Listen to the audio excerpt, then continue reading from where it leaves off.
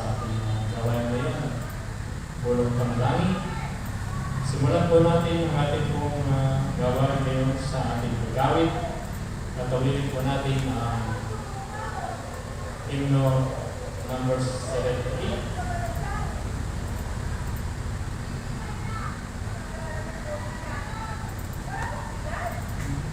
Hindi ko alam ang iyan. Pwede ko natin yung mga masarap natin. Kung marami pa sa ating mga program. Wala pa. At magandang hapon din sa ating mga kapatira na ngayon ay pagkamay sa ating live stream. Di ko alam ang dahilan. Okay, ulitin po natin mga kapatid. Tayo po lahat. Ready? Sing. Di ko alam ang dahilan. Di ay nakamtan. Ako masamay minahal. Tinubos na tunay. Ngunit aking nalaman na kanyang laging maingatan. Aking kaluluwa at buhay hanggang aray lumatag. Hindi ko natatalastas paano iniligtas. Ni paano salita niya'y taglay patawa. Ngunit aking nalaman na kanyang laging maingatan. Aking kaluluwa at buhay hanggang aray lumatag. Di ko batid ang pagkilos, Espiritu ng Diyos. Inihahayag si Jesus na siyang malulubos. Ngunit aking nalaman na kanyang laging maingatan. Aking kaluluwa at buhay hanggang aray lumatag. Panguli po. Di ko alam kung kailan babalik si Jesus. Kung dadaan sa libingan o sa ulap lamang. Ngunit aking nalaman na kanyang laging maingatan. Aking kaluluwa at buhay hanggang aray lumatag. Yung lamang kay Minister ba? Okay, bago po tayo mawag pa ay tayo po muna ay lumunod sa Panginoon para sa ating pambungad na panalangin. Tayo po tayo. Tawagin natin si Atilani.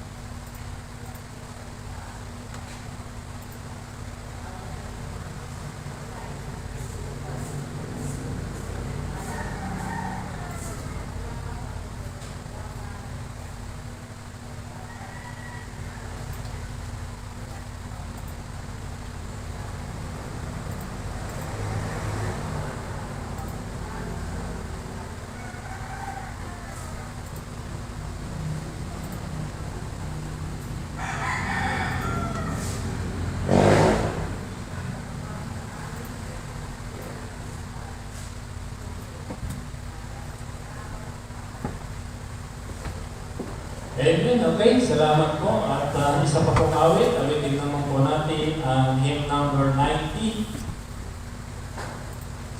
Sa Diyos tayo'y sumunod. Amen. Awitin po natin hymn number 90. Mga utos ng Diyos. Okay, tayo po lahat. Ready? Sing! Sa mga utos ng Diyos tayo ay sumunod. Sa salita niya mayroon ng ating lubos. Ilaw, ilaw, ilaw ng lahat. Ilaw, ilaw ng ating buhay. Jesus ang pinto sa amin ay buksan. At nang kami ay huwag mangaligaw. Ang ating mong kalagayan sa kalupaan, Jesus palitan ng buhay sa iyong tahanan. Ilaw, ilaw, ilaw ng lahat. Ilaw, ilaw ng ating buhay.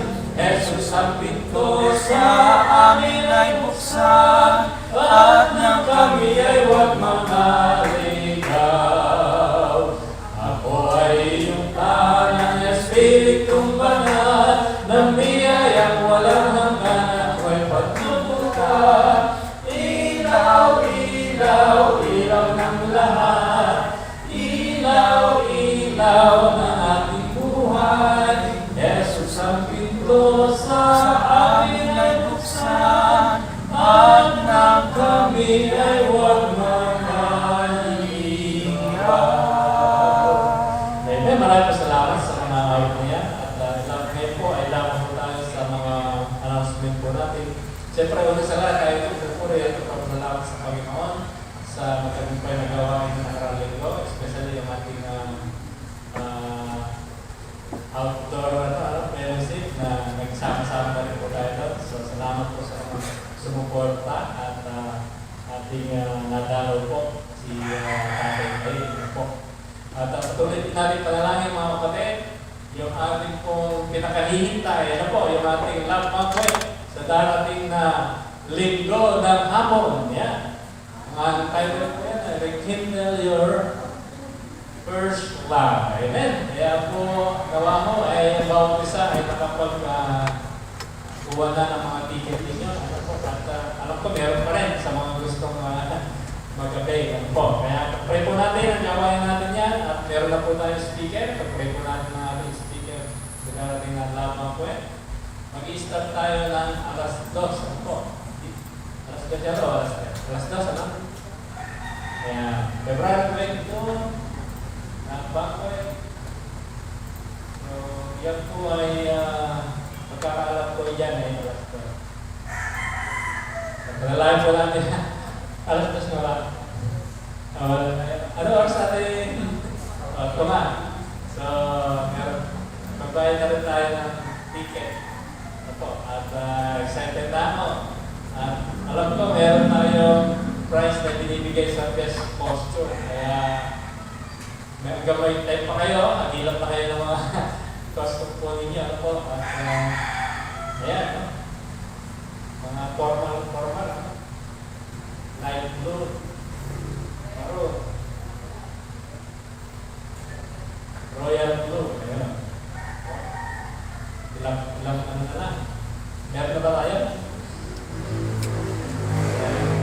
Hindi ko naman isa-search. Agar ka po. So, mag-pray natin. Excited na tayo sa dami ng linggo. Yan po yung mga pinakakahintay na nagawain ngayong February po. At patuloy din natin supportahan yung ating mga Bible studies and visitation pag-araw ng Sabado. Po, especially yung mga tinuturo ng mga bata. Tuloy na po yan. Resume na ating gawain sa Sabado ng visitation po. So, pag-pray din natin mga kapatid ang ating pong final settlement sa March 6 na po yan. Alam po. Kaya, pag-pray din natin na maayos din talaga, mag-plantya na lahat at maayos na natin sa lugar dito sa ating lugar na ito. So, mag-pray po natin. Ano pa ba yung mga mahalaga natin gawain? Sa Sunday ay last Sunday na. Ating pong Q&A. Kung may mga question po kayo, ay bibigay nila sa ating mga yung people. Pagkakataon na yung mga agad natin para sila naman ng magkanon. Puro yung people nga naman yung mga sa tanawan na po. So, pwede na po. Ayan. Okay, wala na. So, panalangin din natin patuloy at yung ating meron na tayong prospect na lugar. Kaya pag-pray mo natin yan na maging maayos. Patuloy natin sa panalangin, yung may mga karamdaman at itate ay kayo, patuloy natin sa panalangin, yung ating mga senior citizen, yung ating mga nasa abroad, patuloy natin sa aming panalangin. At ano pa, pray din natin patuloy yung ating pastor na siya ay bigyan ng patuloy ng kalakasan. Bawat isa ay panalangin po natin. At meron pa tayo nakalimutan na ngawain. Pag-pray natin pala yung anak ba ni Ate si Diane Bianson. So, may narinig po ng prayer ano po, si pangalan nito, Rodela, JR. Gerald. Hindi yun si Lawrence, iba pa yun. Ayan. So, pag-pray natin. At may prayer. So, sinanay kata na natapos ako yung ano niya. Kailan po, schedule niya, ngayon pa-araw sa Kahapon po. kahapon. So, salamat tayo at i-pray natin ng fast recovery. Ano po? Okay, wala na. Sige, kung wala na po tayo ng mga announcement, yun lang naman ang ating pinakahihintay ngayong February. Ano po, yung ating love banquet. So, susunod yan ay ano na, March na. March yata, tumapat din ng ano, no? Kaya, pagkita po ni Jaya may ikot natin, alam mo, may limited presentation din sila. Kaya, pag-pray natin, March ay limited presentation na natin paghahanda ng ating mga young people. Okay, ngayon po sandali ito, ay lumaban na po tayo sa ating testimony time. Ayan, baka po kayong nais. Alam ko naman lahat tayo may nais share, hindi po. Kaya pagkakataon na po natin ito para magbahagi ng ating mga testimony. Ayan, meron ka man si Jackie Jessica. Ipo, sino po may naman na magbibigay ng testimony? Alay na po kayo rito.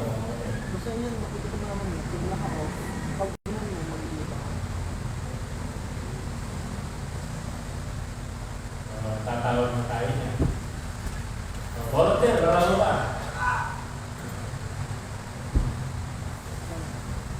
Kita mo tignan. Amen. Yung taas. Pagmamaya lang may pagpapasalamat sa Panginoon.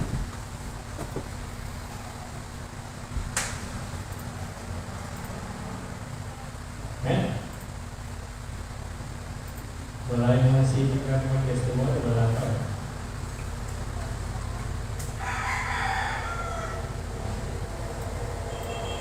Okay? Sino po kaya? Sino po kayo?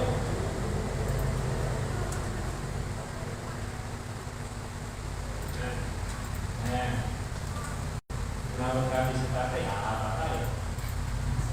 Marami pang iba makikita natin yung nakakasita. Ayan, wala ba?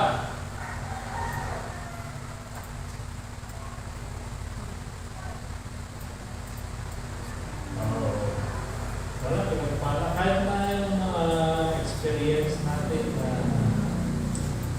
talagang kahit pagsubok.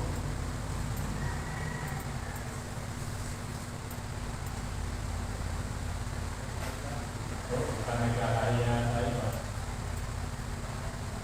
Ayan, meron po ba?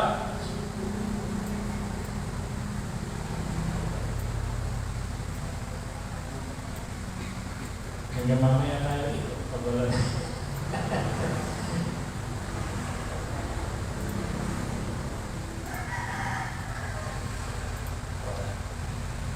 Wala bang ginakausap ang mga na-spirit?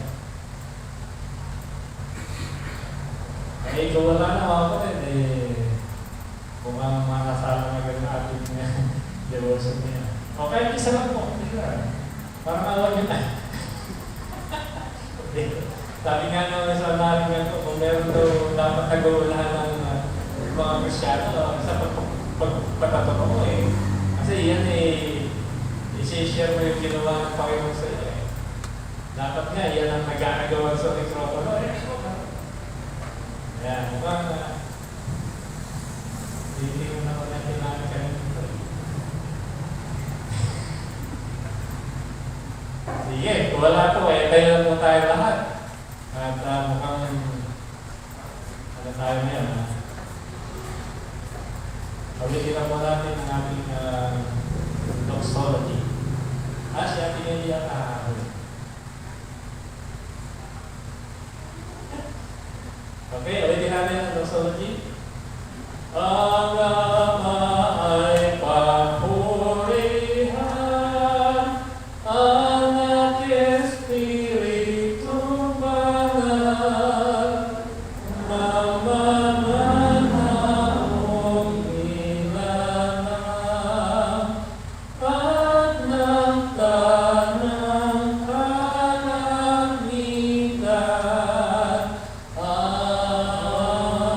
Amen. Tawagin ko natin si Ate Laida, maaga yan.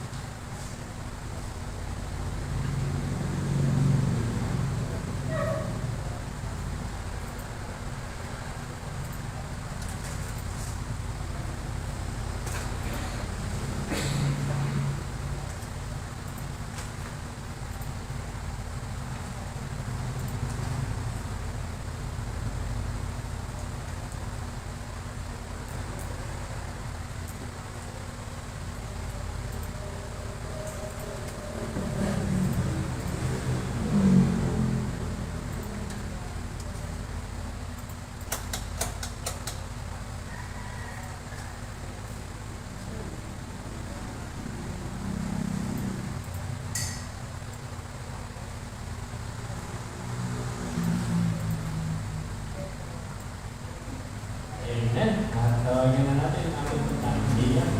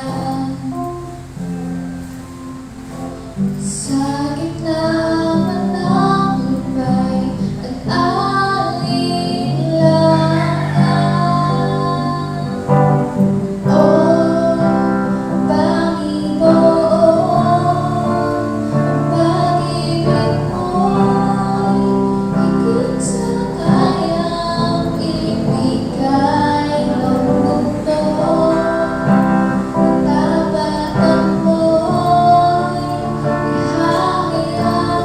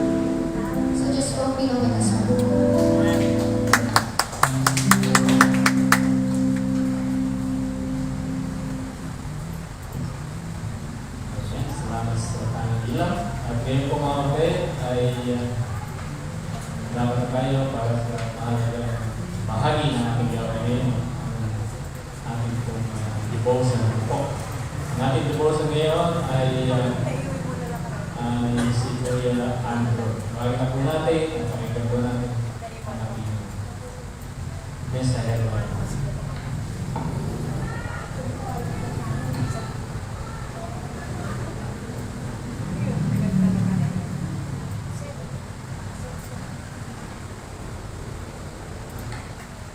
Ngayon, isang magandang gabi po sa ating lahat.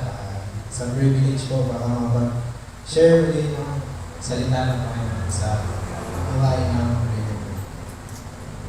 Hindi na po tayo papatagal. Wala na po tayo sa ating pag-aaral sa aklat ng Revelation chapter 2, verse 4 to 5. Kung inyo na po nakita ay tumay po tayong lahat basahin natin sabay-sabay yung text.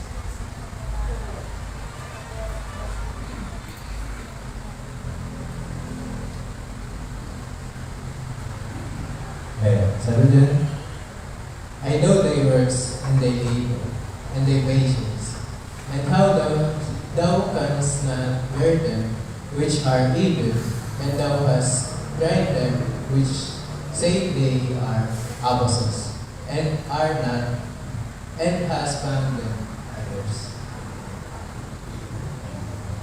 and hast borne, and hast patience, and for my name's sake hast labored, and hast not fainted.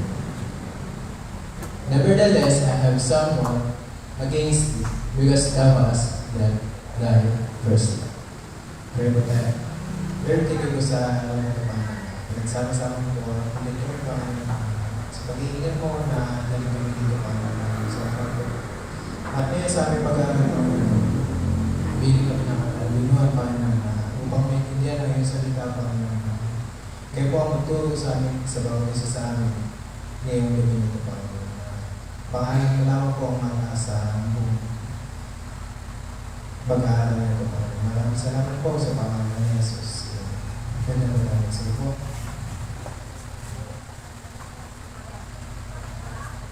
So, sa ating text naman, malinaw naman sa ating text na ngayon. Diba, February, last month na ngayon. And next week is our backlog na. And dito sa ating pag-aaral is pinamagalan siya busy hands, cold hearts. So, bakit nga ba busy hands, cold hearts? Yung kasi itong pinag-aaralan natin is about, di ba sa rekindle your love. Sabi rin sa Google, pag sinerge natin yung rekindle, sa verb siya, that means relight. Or, ginawan siya ng example na relight in fire, or revive something that has been lost. Ayun yung sabihin na rin. So ngayon, yung pag-aaralan naman natin yan about why we should rekindle our first love. So madalas sa ating mga Kristiyano ay nagiging complacent na sa ating buhay, knowing na mapapatawad naman tayo ng Panginoon kapag humingi tayo ng tawad sa Kanya. Not knowingly na sa continuous na pagkakasala natin at paghingi natin ng tawad, ay nagiging pabayaan na tayo sa ating sarili. Yung kasalanan ay nagiging routine na lang natin nang dahil nga, papatawarin naman tayo ng Panginoon. Kasi sinabi naman talaga yun na if you confess your sin, He is faithful and just to forgive us our sin. So, sinabi naman talaga sa Bible yun na kapag humingi tayo ng tawad is papatawarin naman tayo ng ating Panginoon. Pero as Christians, madami sa atin na okay lang, papatawarin naman ako ng Panginoon. And yung cycle na yun is ulit-ulit na lang. And ang nangyayari, naging routine na lang natin na nagiging complacent tayo na ay, okay lang na gawin ko na to.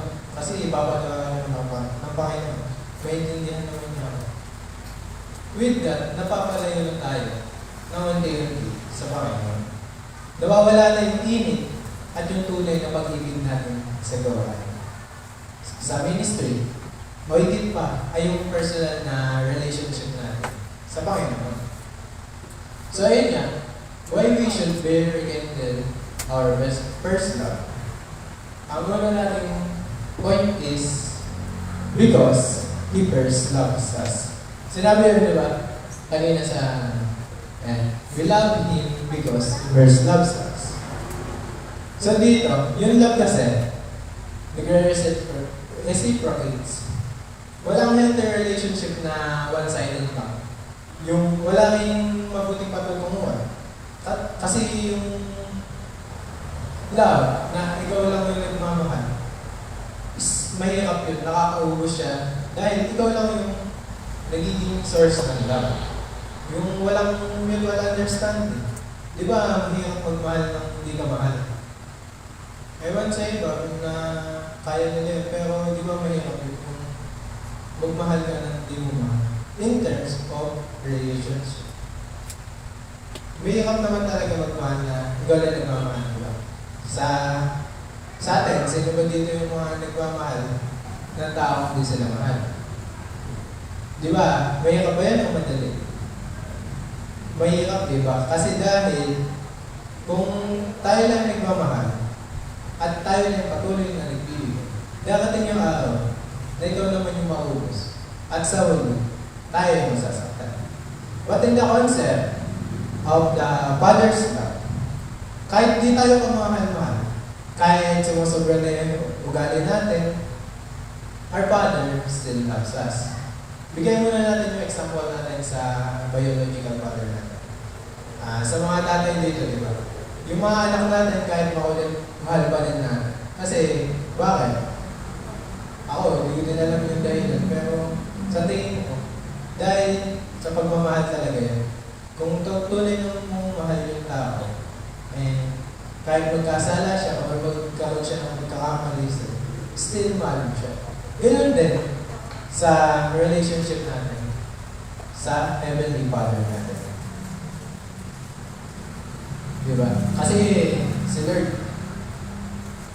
yung kapag nag-prepare nga tayo, diba? Sa Heavenly Father, siya yung nagsisimbolize sa Trinity ng Father. Kaya yung tayo, bilang mga anak, kahit makulit tayo, papansin natin yan sa biological father natin na mahal pa din tayo, hindi tayo pinapabayaan kahit nagkakamali tayo or kahit may ginagawa tayo mali. Pero hindi ibig sabihin na pinapabayaan tayo is tama yung ginagawa natin. So dito nga, kaya nga nagpaalala sa Lord. Diba? Sinabi niya na, yan, we love Him because He first loves us. So, ayun, no matter kung anong kulit natin, is mahal pa din tayo ng Panginoon sa ang Panginoon natin sa lahat. Pero yung question natin dito is, how can we love God if we are away? And if we continue to do things? Tayo, bilang una niyang pinili, we must give back and reciprocate love.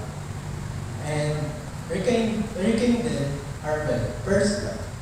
Bakit? Kasi simple lang naman. Kung tayo mahal ng Diyos, kung nagkakamali tayo, siyempre itatama niya tayo. Kaya yung pagmamahal ng Panginoon. Kapag mamahal niya, may magpapalag. So, kung mahal na tayo ng Panginoon, malayo tayo sa Kanya, nagkakasala tayo sa Kanya, nandun yung pagpapalag. Imbis na, yung pagpapalag, yung matanggap natin. Dahil, love niya tayo. Hindi lang tayo, dahil yung buong mundo, yun lang. Kaya nga binigay niya si Jesus bilang Savior natin. And so bakit nga natin kailangan i-give back or reciprocate yung love na binigay sa atin ng Diyos? Dito naman pumapasok yung ating point number 2. Kasi, it is commanded. Sabi sa Matthew 37 to 38, sabi ko, Jesus said unto him, Thou shalt love the Lord thy God with all thy heart, with all thy soul, and with all thy mind. This is the first and great commandment. So, ang tanong kanina, di ba, nagkaroon tayo ng tanong sa ating point number 1. Ang sabi doon, di ba, paano natin ibibigay or ibabalik, i-reciprocate yung love na binigay sa atin ng Panginoon? Simple lang. Inutos na ng Panginoon, kailangan natin gawin. Commandment pa ngayon sa atin yan, di ba? First and great one. Kasi, ito naman, magbigay ka ng example dito sa ating church. Yung isang tanong na may tatanong ko sa mga tatay ngayon dito is yung, di ba, sinabi nga natin kanina, nagmamahal tayo sa mga anak natin. Pero ang tanong dito, nag-expect ba tayo na mahalin tayo pabalik? Or i-reciprocate natin ng anak natin yung pagmamahal na binibigay natin? Ayan, sagutin nyo na lang po sa isip nyo. Pero mostly, yung father, naghahanap pa din siya ng pagmamahal sa kanyang anak. Di ba? Kasi napakasarap na feeling na mahal mo yung anak mo, mahal ka din niya. Masaya yung buhay, masaya yung bahay. Di ba? Ganyan din sa Panginoon. Di ba? Sabi din sa Matthew 22:37-38, ayun yung greatest, first and great commandment. He is expecting from us. Pero, ang ano pa nga doon is, hindi lang expecting. Kasi ang sabi niya doon, di ba? Ano sabi niya doon? First and great commandment. Ibig sabihin, inutusan tayo. Hindi lang siya nag-expect na gawin mo. Ang ina-expect niya, sundin mo yung utos na binigay niya. Our God wants our love. He first loves us, di ba? Sabi kanina sa point 1. So, by giving His own Son, ngayon, is commanding us to love God. At obligasyon naman talaga ng anak na sumunod sa ama as a respect. And also, it is commandment din sa Ephesians 6:1. Sabi ko, diba? Children, obey your parents in the Lord, for this is good. So, balik tayo sa concept ng biological terms. Ganawan po ng Bible sa Ephesians 6:1 na yung mga anak is sumunod sa kanilang magulang. Even though ito yung commandment para sundin natin na para sa biological parents natin, but we can also apply it into the relationship to our father and mother. Anong sabi doon? Pinaka-highlight. Sabi doon, for this is right. Dahil tama lang na sumunod tayo sa ating mga magulang at ating Panginoon. So this is the point. Yung point natin is, nagpo-point lang siya sa that we must love our God because it is commandment. And under lang tayo sa Kanya. Kaya din talaga natin sumunod. Remember natin, ito ang tatandaan natin. Remember, yung love na napipilitan is not love. Yung pagmamahal ay hindi pipilitan. Dahil, kung pinipilit nyo, siguro, kung napipilitan nyo, siguro, mahal mo kasi, ayun yan, inutos ng Panginoon. Mahal mo ikaway mo kasi inutos ng Panginoon. Pipilitan nyo, or nagiging mabuti na lang tayo. Hindi na siya nagiging tayo. Nagiging mabuti na tayo sa kapwa natin dahil mahal na natin pero napipilit na tayo. Kung baga, half-hearted yung tawag sa pagmamahal. Pero ano yung commandment sa akin doon? Kanina sa Matthew, sabi doon, love the Lord thy God with all thy heart, and with all thy soul, and with all thy mind. So, we must ready those three parts in able to fully love our Father, and in order to fully obey the first commandment that is given unto us. Ang first commandment is,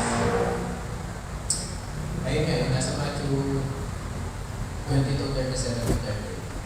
So, ayun yung point natin sa number. Why we should rekindle our first love? Because it is command. sa ating last point ng ating pag-aaral ng gawin ito is it affects the next. Diyan na pumapasok yung ating main text ngayong gawin ito. At yung ating title na Busy Hands, Cold Hearts. Sabi dito sa Manila tayo pero ano yan? Ang Revelation niya. Revelation 2:4. Nevertheless, I have somewhat against thee, because thou hast that thy first love. Ito na yung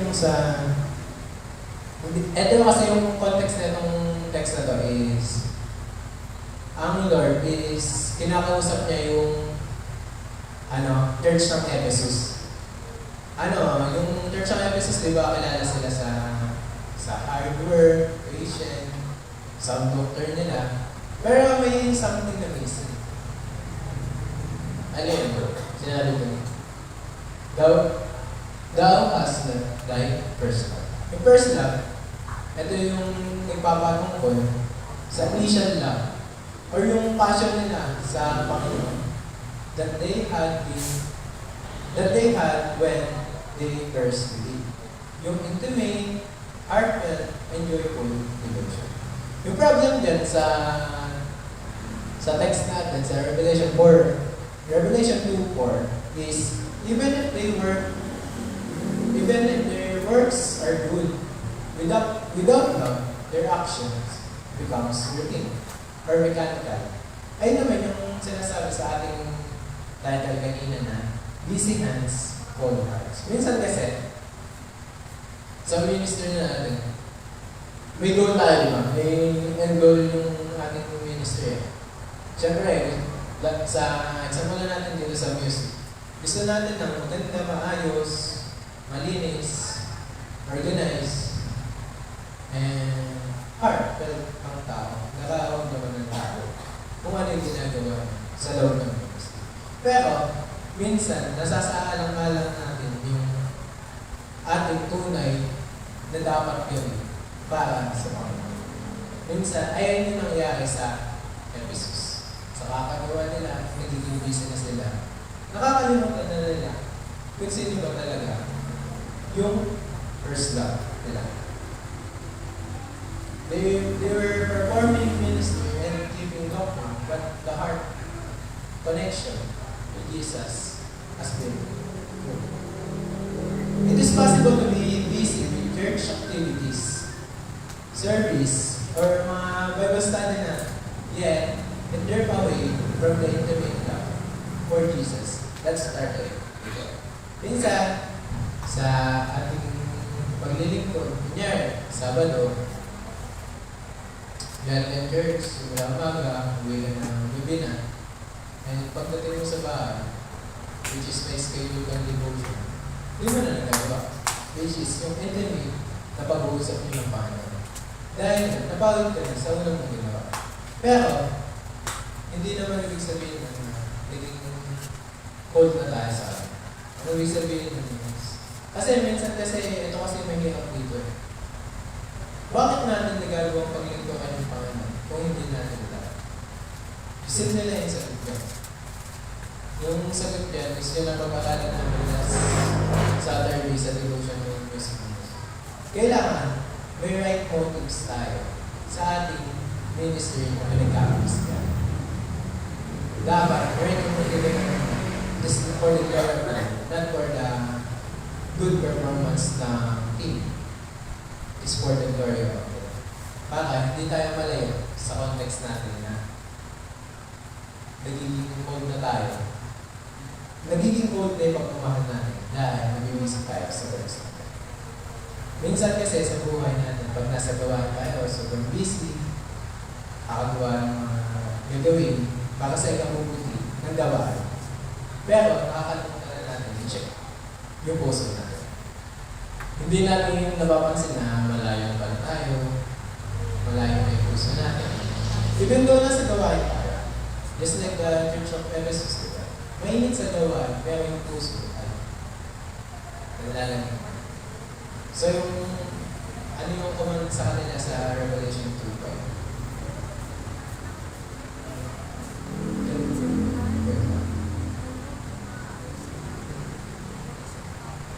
Sabi doon sa Revelation 2:5, Remember therefore from whence thou art fallen, and repent, and do the first work, or else I will come unto thee quickly, and will remove thy candlestick out of its place, said the Lord. So ano sabi ng Panginoon? Repent sila. Bumalik sila sa kung ano yung ginagawa nila. Kasi mas gusto ng Panginoon heartfelt worship rather than good performing worship. Kasi hindi naman tayo sa tao nagpapasikat, nagpa-perform, kundi sa Panginoon. Dapat, hindi mas yung heartfelt worship ay lagi nandun sa atin. So, bakit nga ba gusto ng Diyos na mag-repent sila? Kasi, una sa lahat, yung puso, yung mahalaga. Oo, production like church tayo, para ng mga nakasipag bansa, gano'n. Pero, maganda yung output na praise and worship, choirs, maganda yung mga programs sa Sunday school. Pero yung puso pala natin ay di naman yun. Siya na tayo nag-isip kakagawa para maging perfect yung ministry natin. Without knowing na nasa atin pala yung perfection. Which is yung puso natin. So, kagaya nga ng sinabi natin kanina,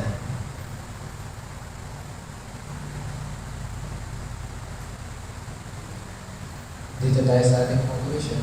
Sabi dito is, rekindle our first love because the heart that is passionate is more than a perfect worship. Ay lagi natin tatandaan. Para di tayo maging kagaya sa Ephesus na work sila ng work para sa ministry. Pero nalalayo na pala sila sa Panginoon. At syempre, kaya nga sila pinag-repent ng Panginoon kasi nagtatapon sa ano.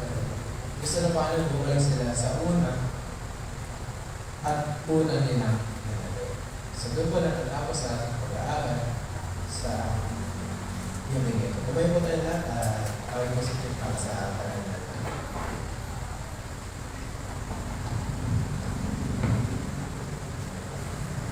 Amen. Salamat sa ating isaya ng mga why we should rekindle our first love. Natatanda ko, hindi ba napakasarap na sa isang tao na malaman mo na may nagmamahal sa'yo. Pagka alam mo mayroong nagmamahal sa'yo, inspired ka eh. Nandun yung enthusiasm, nandun yung talagang hindi ka mapigilan. No? Ganyan ang nangyari sa Efeso, nung mahal nila yung Panginoon, di ba? Kasi dati naman, kaya nga bakit mo iniwan? Ibig sabihin dati mahal nila. At talaga makikita mo talaga yung kumahal nila. Kita mo yung pagtitiis nila, yung ginagawa nila para sa Panginoon. Pero dumating yung sandali na yan. Kaya nga title natin dapat, why we should rekindle. Ibig sabihin, muli nating buhayin, muli nating pag-ingasin yung ating pag-ibig sa Diyos. Alam niyo kung minsan yung pag-ibig natin sa Diyos, hindi natin talaga mapapanghawakan yan. Kasi may time talaga na dumarating sa pag nandun na yung problema. Kahit sa mag-asawa, di ba? Sabi mo, mahal na mahal ng asawa ko. Minsan pagka nandun kayo sa matinding mahirap panghawakan. Pero alam niyo ba kung ano pwede natin panghawakan? Ito yung sinabi ni Paul. Kasi kahit na si Pedro, sinabi niya, mahal niya yung Panginoon eh. I love you Lord. Pero yung reality, ano nangyari kay Peter? Ilang beses niyang itinatuwa yung Panginoon? 3 times. Pero ang dapat matutunan natin ngayon, ang dapat para hindi tayo mawala yung pag-ibig natin sa Diyos, ay dapat natin panghawakan lagi yung pag-ibig ng Diyos, yung pag-ibig ni Kristo. Naalala niyo sila sa 2 Corinthians 5:14. Diba sabi doon, for the love of Christ, yung pag-ibig talaga ni Kristo. Pagka ito yung pinahawakan, ano sabi ni Paul? Ito yung pinpilit sa atin, di ba? For the love of Christ constrained us. Kasi yung pag-ibig natin, kahit sabihin mo mahal mo ang Diyos, darating ang panahon, lumalamig yung pag-ibig natin. Pero pagka lagi natin pinahawakan yung pag-ibig ng Diyos, ito yung magtutulak sa atin. Ito yung magmamotivate sa atin para patuloy tayo na maglingkod sa Panginoon. Para lalo ma-retain din, lagi natin iisipin, aalahanin yung yung pag-ibig ng Diyos sa atin. Alam niyo, kung hindi nga pag-ibig ng Diyos, wala tayo, diba? Saan tayo pupunod yun? Kaya dapat yun lagi natin sa puso. Magawa sinasabi natin, mahal natin ng Panginoon, pero mahal nga ba talaga natin ng Panginoon? Pero pagka lagi mong inaalala, ito yung mag-i-inspire sa'yo. Pagka lagi mong inaalala yung pag-ibig ng Diyos sa'yo. Okay, tayo manalangin. Nakilang Diyos, salamat po ngayong gabi. Salamat sa message na tunay na ikaw naman talaga ang unang umibig sa amin. Kaya nga sa aming number 1 point, kinakit dahil minahal mo kami Panginoon, eh, marapit lang na mahal din ka rin namin Panginoon. Salamat na kayo ng Diyos. At ito rin ay utos mo na dapat namin mahalin ka, pagbilang ikaw, hindi mo yung aming mga neighbor Panginoon. Salamat na kayo ng Diyos ngayong gabi sa message na ibigay mo at nawa na kayo ng Diyos. Ang mga anak mo ay patuloy na ma-inspire, patuloy na kailang pag-ibig sa iyo, Panginoon, ay lalo pang mag-init, Panginoon. At lagi namin kaalahanin, Panginoon, at talagang ikaw naman ang unang nagmahal sa amin. At ang pag-ibig mo yun, ang dahilan kung bakit kami, Panginoon, narito, kung bakit kami naglilito sa iyo, sapagkat kinahanap kami. Salamat po, at pagpalain mo ang aming susunod na gawin na prayer time. Samahan mo po kami patuloy, ito po kami dalangin. Sa pangalan po ng Jesus.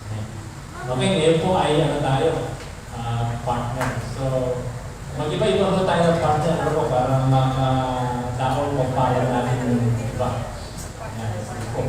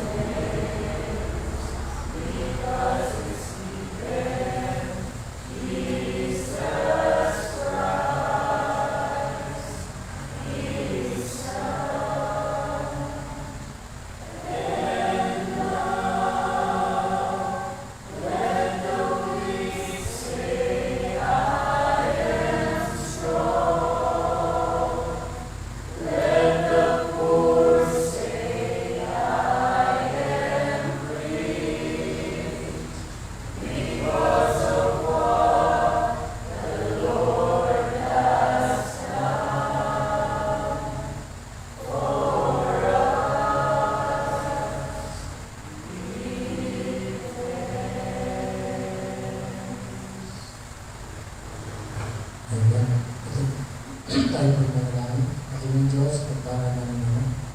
Tunay nga po na kami labis na magpapasalamat sa iyo, Panginoon, sa lahat ng bagay po na ginawa at ginagawa sa amin po. Lord, salamat po marami, Panginoon, sa iyong anak na ginamit. Salamat sa mensahe, Panginoon, na nagpaalala, Panginoon, sa amin. Panginoon Diyos, muli namin pag-alabin, Panginoon, at binasi ang aming pagmamahal, Panginoon, sa iyo, Panginoon Diyos. Lord, salamat sa paalala ng Panginoon, kung saan, Panginoon, magiging busy kami sa lahat ng bagay, pero ang totoo ay malayo ang puso namin, Panginoon Diyos. Salamat sa reminder, Panginoon Diyos. At Panginoon, patuloy namin dinudulog sa inyo ang ginaharap po ng Iglesia, Panginoon Diyos. Panginoon, ang huling pakikipag-usap, Panginoon, ay maging maayos po lahat. Nawa po ay mapagbigyan ang request po ng Iglesia, Lord, iba na ibigay po ito ng Panginoon Diyos. Lord, ang iyong pagkilos, ang iyong paghibo sa ilang puso, Panginoon, lagi namin lumilin at maging maayos na po ang lahat at nagkakatiwala po namin sa iyong lahat at maging pupunta doon, Panginoon, nilalapit namin sa inyo, Panginoon. Bigay mo, Panginoon, malakas sa amin. Lord, dalangin din namin ang bawat isa may suliranin at bigay mo patuloy, Panginoon, karamdaman mo ito eh. Pagalitan ang bigay mo. Lord, lapit din namin ang malapit na labakwet na dalang namin tagumpay po ito. Maging station sa kapit, palangin po. Lapit namin ang lahat po ng ito, Panginoon Diyos. Dahil natin po kami sa pansamantalang paghiwalay, natin niyo po kami naligtas sa aming mga tahanan. Ito pa ang aming dalangin sa pangalan ni Jesus